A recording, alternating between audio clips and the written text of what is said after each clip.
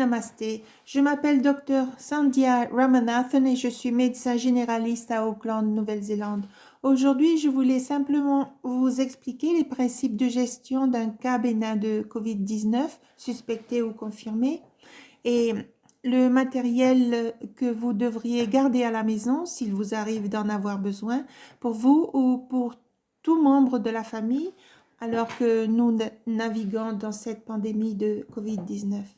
Maintenant, la première pièce de dispositif la plus importante que vous pouvez obtenir, en particulier si vous vivez dans une ville où l'accès aux soins de niveau hospitalier est difficile, est un simple appareil médical appelé oxymètre de pouls. Cet oxymètre est largement disponible et relativement abordable. Alors, cet appareil, lorsque vous l'utilisez tous les jours pour surveiller vos niveaux de saturation en oxygène dans le sang pendant que vous combattez l'infection, vous rassurera grandement en vous indiquant que vous pouvez être pris en charge à la maison et que vous n'avez pas besoin d'aller à l'hôpital. Je vais donc simplement vous montrer comment l'utiliser. Il suffit de l'allumer. Normalement, il vient avec des piles que vous mettez à l'arrière. Ensuite, il suffit d'insérer l'index dans l'oxymètre et celui-ci s'allume pour déterminer votre niveau de saturation en oxygène dans le sang. Et on dirait que le mien ne va pas trop mal pour le moment. Il est à 100% et le chiffre ci-dessous correspond à mon pouls. Ok. Il s'agit donc d'un dispositif très important dans lequel vous pouvez investir pour vous assurer que votre famille reste en sécurité. La fourchette normale se situe entre 95 et 100. Si votre saturation en oxygène descend en dessous de 93 et si elle est associée à un essoufflement, c'est une indication que vous devez absolument obtenir un avis médical urgent. Autre matériel simple que je voudrais que vous stockiez chez vous est un paquet de gros ballons. Et je vous expliquerai cela dans une minute. L'autre chose est une paille réutilisable, une paille en plastique, en papier, peu importe, tout fera l'affaire. Maintenant, si un membre de votre famille présente des symptômes évocateurs de Covid et que vous ne pouvez pas faire de test, ce n'est pas grave, pas besoin de paniquer. Nous savons ce que nous pouvons faire pour obtenir le meilleur résultat possible, si vous suivez attentivement ce que je vous dis dans cette vidéo. Autre chose, si vous le pouvez, je vous prie humblement de regarder cette vidéo jusqu'à la fin. Elle fournira beaucoup d'informations utiles et je vous prie de la partager avec le plus grand nombre d'amis ou de familles possible, car ce faisant, vous sauverez des vies. Le premier principe de gestion de cette maladie à domicile est d'amorcer votre système immunitaire. Alors, notre système immunitaire est notre premier port de défense dans la lutte contre toute infection et Covid-19 n'est pas différent.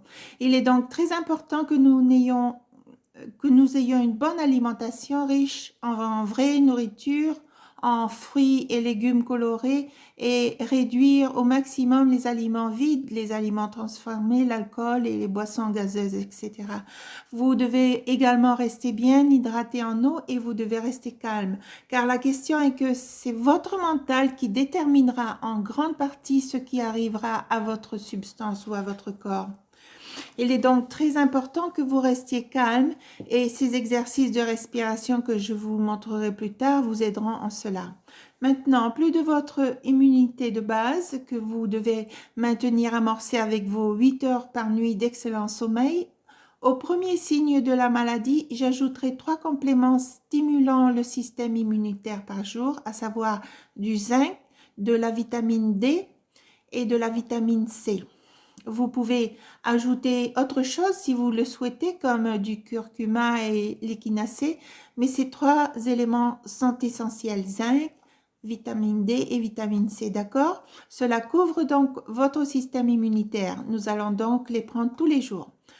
Le principe de gestion suivant, le plus important, est la réduction de la charge virale. Lorsque vous êtes infecté par le Covid-19, il pénètre principalement par les gouttelettes respiratoires infectées d'une autre personne, par le nez et la bouche, et parfois aussi par les yeux. Ainsi, si vous êtes en déplacement et que vous ne pouvez pas maintenir une distance sociale d'au moins 2 ou 1 mètre, vous devez porter un masque qui couvre votre nez et votre bouche et de préférence des lunettes également. Car même si vous interagissez avec quelqu'un qui est peut-être infecté, cela contribuera à réduire la charge virale puisque vous interagissez avec cette personne en termes de dose de virus que vous absorbez dans votre système. Alors, si un membre de votre famille commence à présenter des symptômes tels que fièvre, toux sèche, écoulement nasal, mal de gorge, perte d'odorat ou de goût, il est important de commencer immédiatement à travailler sur la dilution de la charge virale. Le plus important est donc de se gargariser 2 fois par jour avec de l'eau chaude salée et même de se rincer la bouche à la bétadine. Maintenant, en plus de se rincer la bouche, il est très important de se rincer le nez. Il existe donc plusieurs options. L'une d'entre elles est un simple spray nasal de solution saline présenté dans un flacon pulvérisateur que vous pouvez vaporiser dans chaque narine et que vous pouvez répéter autant de fois que vous le souhaitez tout au long de la journée. Une autre option encore meilleure consiste à faire préparer une solution saline dans un petit flacon compte-gouttes dont vous pourrez retirer le bouchon. Et dans ce flacon, j'aimerais que vous mettiez quelques gouttes de concentré de gargarisme à la bétadine pour maux de gorge. Ensuite, vous remettez le bouchon et le capuchon par-dessus et 2 fois par jour, vous déposez une goutte dans chaque narine qui aidera à diluer la charge virale. Encore mieux que cela, c'est que vous prépariez un rinçage nasal de solution saline.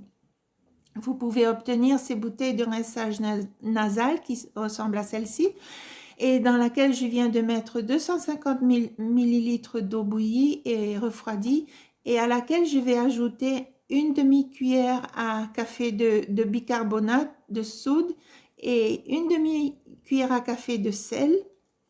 Ok, je les ai ajoutés déjà dans cette bouteille et en plus de cela, je vais ajouter quelques gouttes de concentré de bétadine. Et donc, avec ça, comment faites-vous? Vous pouvez vous pencher au-dessus du lavabo, vous dirigez le flux du laveur nasal vers la gorge en entrant dans le nez et la solution saline s'écoulera par l'autre narine et sortira par la bouche. Cela aidera encore à réduire cette charge virale. Voilà, nous avons là la réduction de la charge virale. Nous avons donc passé 2 principes en revue, amorcer le système immunitaire et réduire la charge virale. Un autre moyen de réduire la charge virale est l'inhalation de vapeur. Ceci est très important et peut également aider à soulager des symptômes tels que la perte de l'odorat. Il est bon de mettre une cuillerée de Vicks dans un bol, d'y verser de l'eau bouillante et de se couvrir la tête avec une serviette au-dessus du bol et d'inhaler la vapeur, à faire 2 fois par jour. Je voudrais donc maintenant aborder le sujet le plus important que je voulais présenter aujourd'hui, à savoir les exercices de respiration. Afin d'expliquer les exercices de respiration, je voulais juste parler un peu de à quoi ressemblent réellement vos poumons.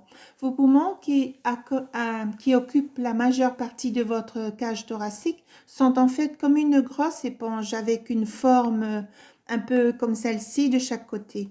Comme vous le savez, les poumons sont plus petits en haut et plus grands à la base et la plupart des voies respiratoires sont en fait situées dans le dos. Bien. À cause de cela, si vous deviez accumuler les fluides, cette eau, en raison du principe de gravitation, ira se concentrer à la base des poumons, donc tout à l'arrière. Il est donc très important de faire des exercices de respiration pour s'assurer qu'il n'y ait pas d'accumulation de fluide à la base des poumons et que nous vidions correctement les poumons pour essayer d'éviter l'effondrement de ces petits espaces d'air tout en bas. Pour ce faire, il est donc très important que nous respirions bien, ok? Dans le mécanisme de la respiration, la chose la plus importante où vous concentrez, c'est l'expiration, ok? Alors, quand vous expirez, vous videz vos poumons autant que possible. Imaginez que l'oxygène que vous inspirez est de l'eau que vous aspirez et avec laquelle vous remplissez cette éponge. C'est la même chose. Vous voulez remplir cette éponge avec autant d'oxygène que possible. Pour ce faire, vous devez d'abord éliminer toute l'eau, la vieille eau qui s'y trouve déjà et qui contient du dioxyde de carbone. Je vais juste vous montrer et en faire la démonstration avec cette éponge. Je vais donc d'abord bien vider les poumons, donc expirer.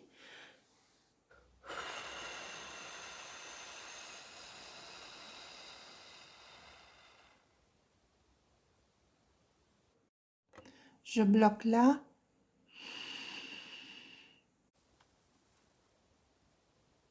Et je prends une profonde inspiration et la bloque là.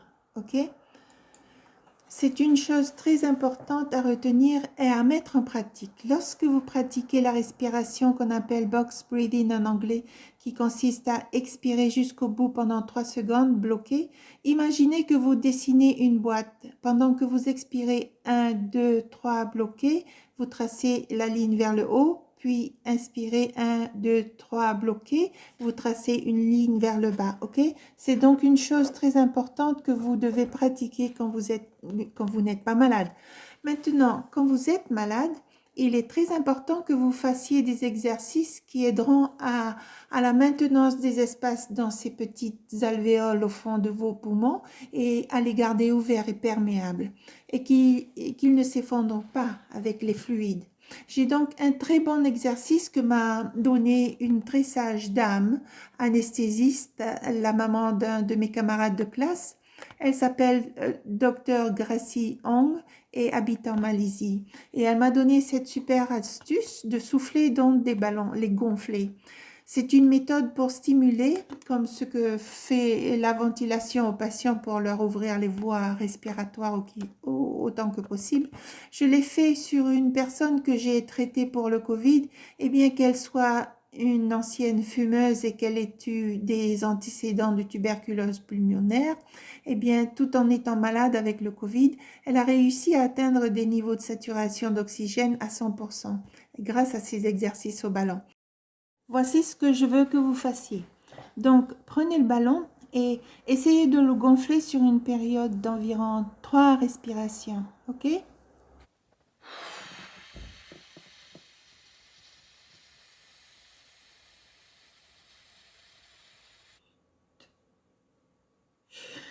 OK. Ça, c'est une respiration. Encore une fois.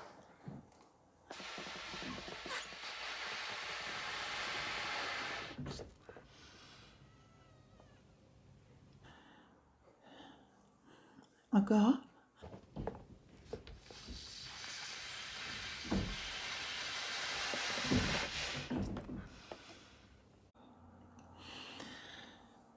OK. Maintenant, vérifions juste comment va ma saturation et je suis sûre qu'elle s'est améliorée car cela a demandé beaucoup d'efforts.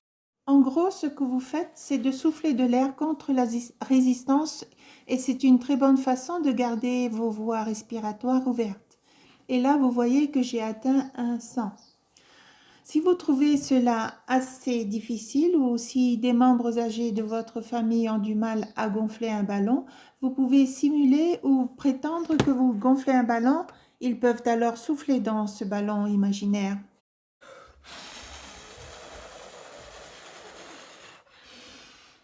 Et respirer comme ça. Un autre simple exercice, c'est d'utiliser notre paille et un verre d'eau et de souffler des bulles dans ce verre d'eau. C'est une autre façon de créer une résistance plus légère, ok? Comme ça.